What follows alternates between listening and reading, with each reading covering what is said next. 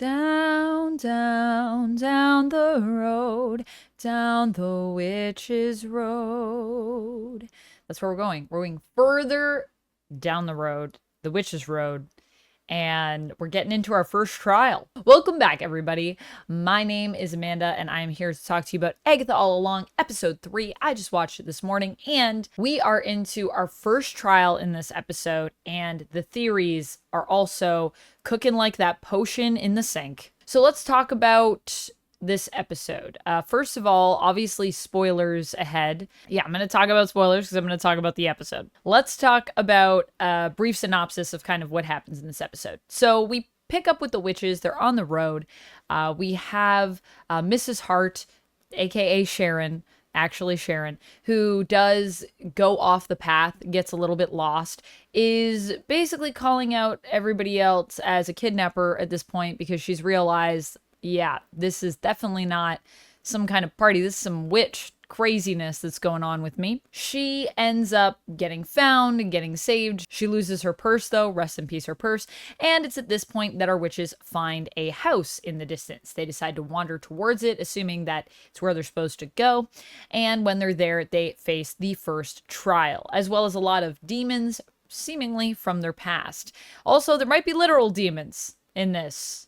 I don't know. They end up on that first trial having to drink some wine, which is the answer to a riddle, and realize the wine is poisoned. And so this trial is about them trying to find the cure for the poison, although I feel like with each of these trials, it's not actually going to be as much about what you're doing as a witch as it is going to be about the inner struggles that you have to face and coming together as a coven. I get a sense that this isn't really actually about what's physically happening, but more about what's emotionally happening for a lot of our characters. But we'll have to get more trials for me to fully form that. I don't really know particularly what this was about, other than a lot of people's regrets, I think. I think a lot of people got some regrets. Ragrats. No ragrats. The motto of a witch. It is not. So that's kind of where we're at with this episode. How do I feel about the episode?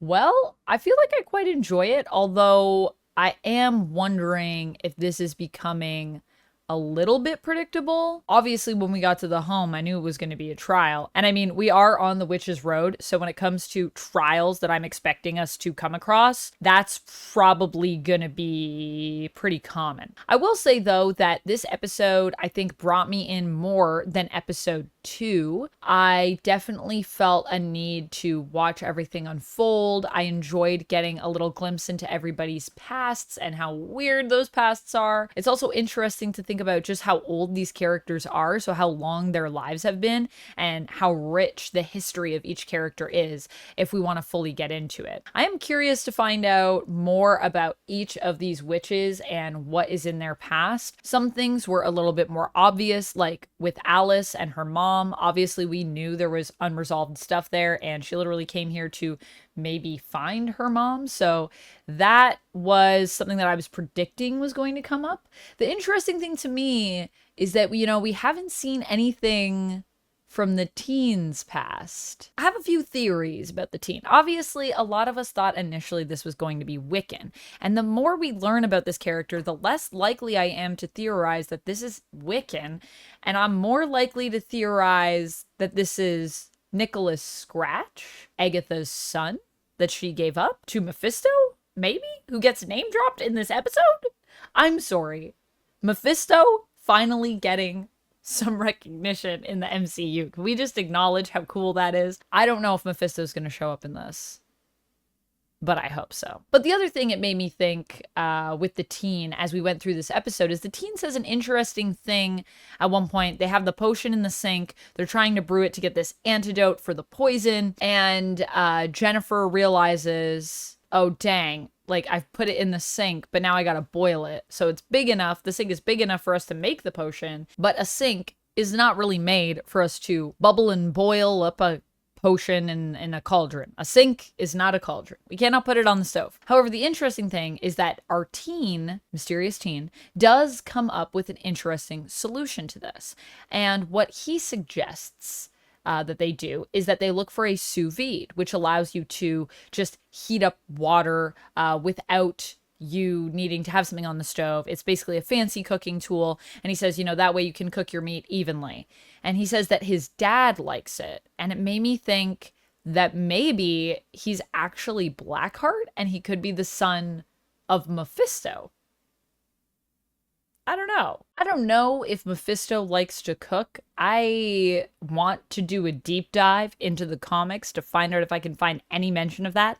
Nothing comes to my mind, but the reason that I thought that teen could be the son of Mephisto is that he mentions his dad. We've already mentioned Mephisto in this episode. Mephisto does have a son, Blackheart, in the comics. The other thing that I was thinking of with this is that if you are Mephisto and you are in a hell dimension, you're basically in hell, you probably like to do things like heat up water in hell. And I don't think there are a lot of stoves, although I guess you could probably make anything in that dimension, but I digress. So it just made me think of who would like hot water, maybe someone like the devil who likes tormenting people, which is in essence what Mephisto is, one of the representations of the devil in the Marvel universe. Obviously, there's also Hellstrom's father, and there's also Azazel, but I digress. Or as we say in DC Comics, Azazel. This is an interesting episode, though, overall. I like that we get to explore everybody's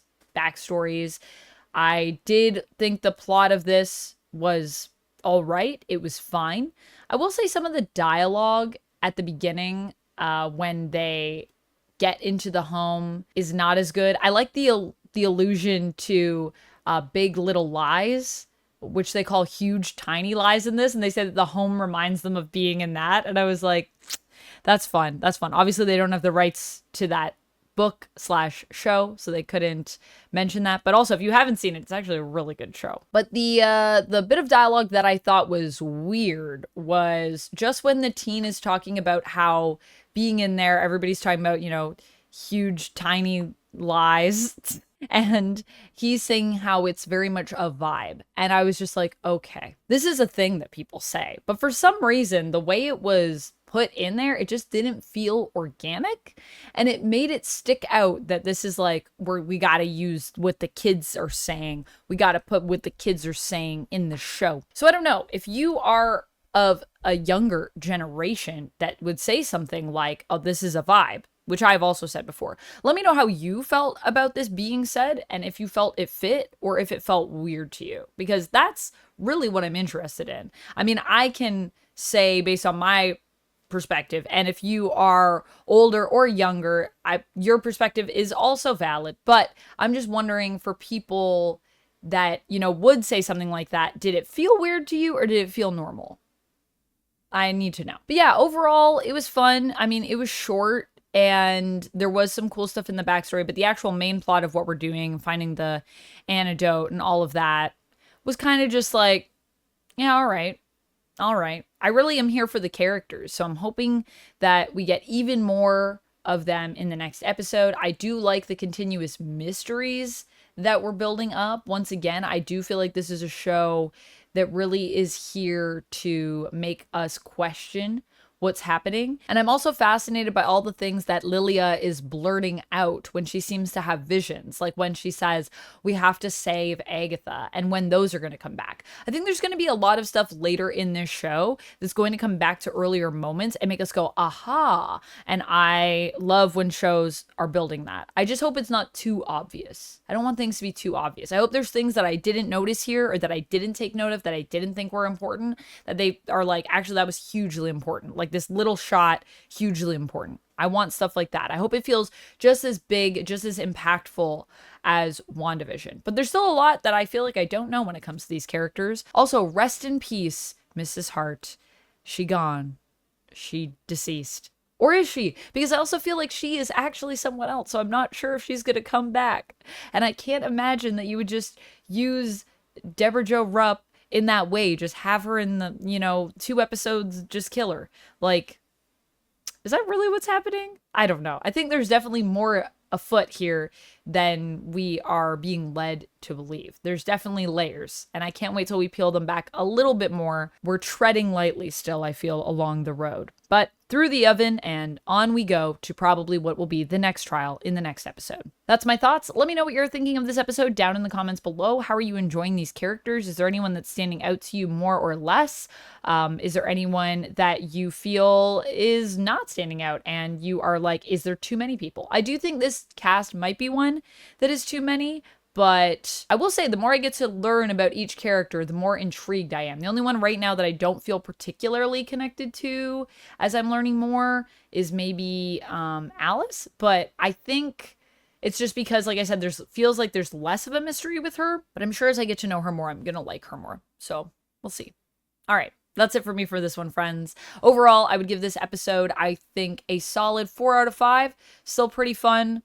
Still good, but just, I need more. I would say even maybe a 3.5, just because I felt like it was kind of predictable, but hopefully there are more surprises in store. I'll see you next time, and until then, stay nerdy.